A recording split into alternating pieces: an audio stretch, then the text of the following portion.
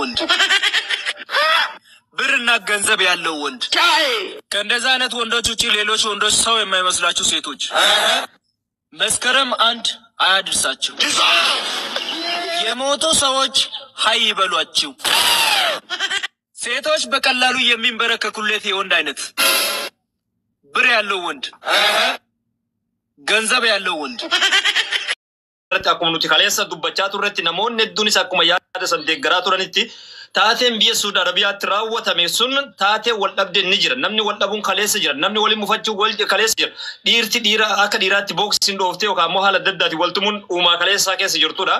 Garuu gochi gara jabummaa jaarraa kana keessatti nama afaan Oromootiin dubbatu ilma afaan Oromootiin dubbatu tokko haala suukaneessaa irratti raawwatamu san namoota durummaadhaan komachaa turanii fi lakki wanti kun seera dhiyaachuu qaba jedhaa turan keessaa namoota hedduu ta'e keessa ture jechaadha.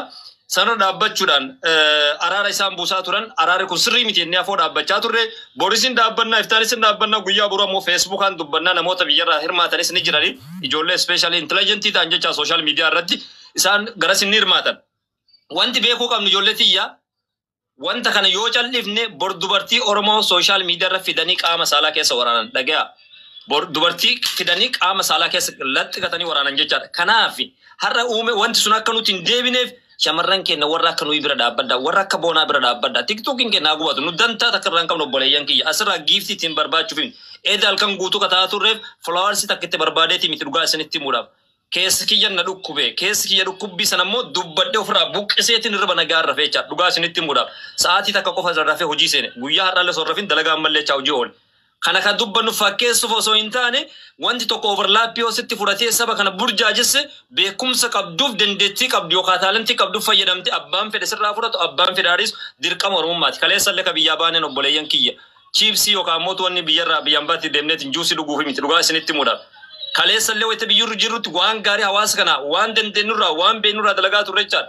Wanti nama gaddisiisu jaarraa kana keessatti dhalli Oromoo jedhamu ijoolleen teenya kisaaraa duutee bara. Ayyaan tunfaati kisaaraa duute bara 2014 gaafa maaster pilaanii ijoollee 5 guyyaa takkatti yuunivarsiitii Maddoolaa butti agaazin ajjeese bara. Guyyaa ajjetti ijoollee 46 bara maqaa Oromootiin. Gumii gaadaa soo qofa dhaabuudhaaf afaan Oromootiin dubbatanii afaan Oromoo guddisuuf ijoollee yuunivarsiitii Finfinneetti du'aa turanii bara. Isaan kisaaraaf du'an jecha. Yoo dhugaadhaaf dubbanne ijoollee akkasirratti yakkamaadha Haacaaluu Hundeessaa jecha Haacaaluu san dhugoomsuuf malee nama sarraa dhimma addaa qabaateeti miti. Wallaahi billaa abbaa fedhaa ta'u namni waan san raawwate seeratti dhiyaachuu qaba. Kana haga qaamni dhimmi ilaalu nu dhaga'utti dhiisuun qabnu namoonni nu bira dhaabbachaa jirtan tiyyee warshee gataa jirtan ulfaadha. Kana mootuu kan gatuu dandeenyu adda kiyyaa miti kophaa kiyyaa miti warroonni yaada kana deeggaran hedduu jira biyyaan jiru kanatti tiktoker isaan warri habashaadha repost gatee South Africa guutuu waan gara Ethiopian guys what is going on what's happening on social media shame guddaa jaarraa kana keessatti. Kanaaf ijoolleen keenya please bakka dhooltan illee laalladhaa. Wallaala makana isini wayyi numa wallaala kan argite boonaan sagalee shamarranii ture ani mataan kiyya lolaanii ture boonaa yeroo heddumaa waan akkasii bakka akkasii dhayteeni lolaa ture garuu ammootu akka nam tokkootti ijoollee naannoo takkaatti walii dhageen amma immoo dhugaa ijoollee Oromootiif keessaa shamarran hedduun saamamanii qarshii 800 600 sheekotatti manii sheekonni gurra latti gaafa jaarsummaatiif mallaqa yookaan ammootu gargaarsa as baan jecha gaafa namni dhugaa dubbatu mana jaraa seenan keessaa gasi buusan madaa kan akka tuu'ineef jecha. Cabiinsi Oromoo sooshaal miidiyaa irratti cabe kun yoo dafeetiin solviin taane rakkoon gurguddaan dhufa borlaayii fidanii shamarree Oromoodha ati Wallaggaa ati Jimmaaniitiin haala hin eeggamneen gocha fokkisoon irratti raawwatamuuf deema san fuuldura dhaabbachuuf ammarraa eksersaayis gatuu qabna. Dimookiraasii yaadaan deeggaru yaadaan wal mormu isarra jirra jechaadha. Warra biyyaatii dursee kenna saaddamillee keessa jira bakka nagaan dhufte saaddoo kiyya barshaa'ullee Finfinnee irraa nama nu keessa jira. Mee barshaadhaa kennina Abiyyoo Sheekanaa Hussein warra Abiyyootillee duraan dursee mee isumaa kenna. Salaamu alaikum. Barsha. Nagaa alhamdulillah miira biyya keessaatii fi fayyadama sooshaal miidiyaa kanarra dhugaa jirtu irraa dubbannu mee du'aayiidhaan jalqabi rabbi nu haa qajeelchinu mara rabbi onnee nu haa jiisu. Rabbi nu haa qajeelchinu waan nama hin gammachiifne qalbii namaa cabsu. Ka amaaf wanni ta'e egaa rabbiin khayriyaa godhu mee namni biraa haasa'u booda irratti haasaa xiqqoosii wanni waan miira keessa namee ture gaafa zamana keenya akkas hin turre haa ta'u maal godhu miti amma rabbi keeyidhaa godhume gaafa zamana keenya akkas hin turre.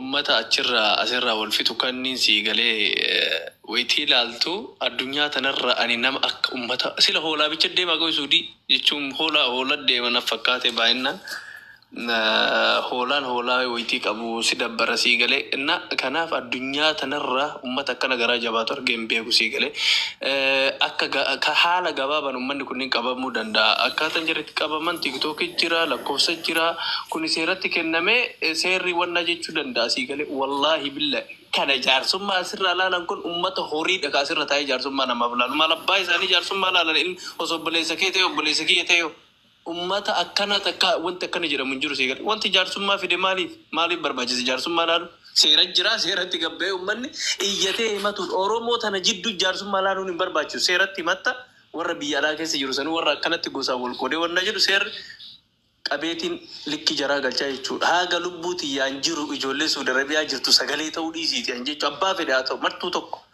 sagalee ta'uu fi dhiisiiti rabbiin akka jarra akkanatti nu bakka kana teennee garaa nu gubanii rabbi dhabama jara addunyaa matarraa godhu ummata horii kasammuu xiqqeessuman qabe daa'imman qabanii fidanii akkas godhuu jaraan waan hagana ni jibbisiise illee qaba oromoo kan walillee hidhata walillee qabu nallee osoo asit du'a irraa oromoo illee akka na gargaartullee fedhu jarallee gargaaruun fedhu tokkoffaa sii galee kanaaf abbaa fedhes yoo ta'u seera jira seeratti ummanni gadi ba'ee himachuu qaba malee jaarsummaa asirraa laala walaa sheekaa walaa maali namni jaarsummaa laalu jiru maal asirraa taa'ee haasa'ee gastii irraa gabba'uu qofa gabba'anii seeratti himachuu danda'uu qaban malee ijoolleen achi jirtu kana keessatti bar wallaahi deeqaa takka qabamuu danda'anii muluun isaanii tiiktookii jira tiiktookii lookeshinii qaba marti isaa wanti isaa sii galee kanaaf haala gabaabaadhaan waan argamuu danda'amuuf san jedha waan sirraa jaarsummaa ebalumaa jallisee gosti ebalumaa jallistee kanan beeku waan sii galee kanaaf akkasitti jabaadhaati irratti wannaa godha inshaallah.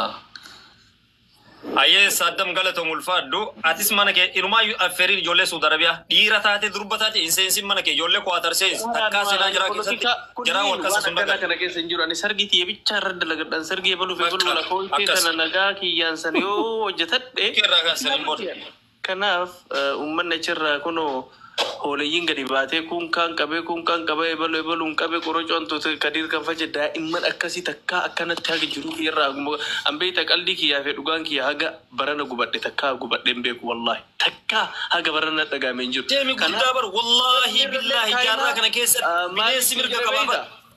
Ebaluun illee kaayinaa kunillee maaliif akkas ani hoo maal godhe ka jedhu na dhagaama sii galee ani hoo maal godhe jira garuu wanti akkanatti uummata irra raawwatame kuni inshallah abbaan ijoolleen akkanatti jarri salphisan kun haqa ofii ima argatan kanaaf namni nama darare yoomillee hin argata dararaa isaa akkasitti ijoollee daa'imman qabanii fidanii kun kaan irratti taphachuu kun kaan ebaluun qabne eenyuun bakka bu'anii qaban walloo eenyuun arsiin eenyuun bakka bu'anii eenyuun qaba. Sigalee kanaaf uummanni achi jirutu irratti dalaguu qaba kan warra imbaasii warra achi keessa jiru warraawwata waraqaa qabu kanneentu dhaqee shurxatti lakkoofsota jaraa namni dhabe hin jiru hin qabanii wal beekanii lakkoofsota shurxa kennu dhumate.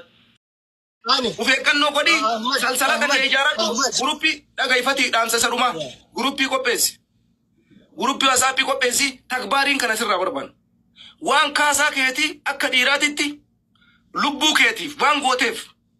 Uf qopheessii bakkeellee qopheeffadhu waan barbaachisu hunda waliin hojjanna salsalata kee tolchi damee kee ijaari guruppii keessa nu galchi keessaan hojjannu namoota ala kanaa ibiddi irraan buunee jira ka lubbuu ofiitii haga mallaqa ofiitii kenne kanarraaf qophoofnee jira kanaafuu aarsaa barbaachisu siifi afarsollee kontaaktii godhiini isallee bakka jirutti waan dandeessan godhaa maqaa kana deebisa. Afarsoon heydariin fa'aatu amma har'a qormaata wayii irra jira waa ijaartanii maal jedhanii waan jiru jira an amma Abuu Yahyaa kallattiin bilbilee fiiti narraan kaafne Abuu Yahyaa manguddoota teenna dhimma kanammoo keessaa akka of qusatan ergaa dabarsina. Manguddoon teenna bayaa keessa. Uummata keenya miidhaa jiru. Bayaa keessa namni tokko namni araasuu danda'u tokko hin jiru haga walloon gudeedamutti. Namni tokko waa'ee dubbii kanaa keessa kan galle isin hin barbaannu dhugaa isinitti himaan.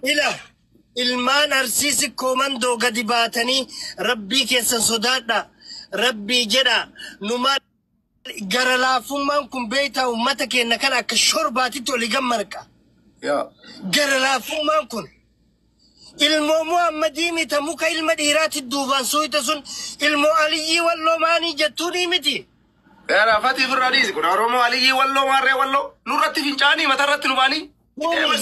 Aliyyii walloo maarree walloo nutu gaggalabbate. Wannummaan Oromoo ilaa. Injiru kun samitti si rukunde abboo. Goota jennee si baasinaan nu kudeettanii. Gaafa duraa gastii keessa dubbadhe Ahmad.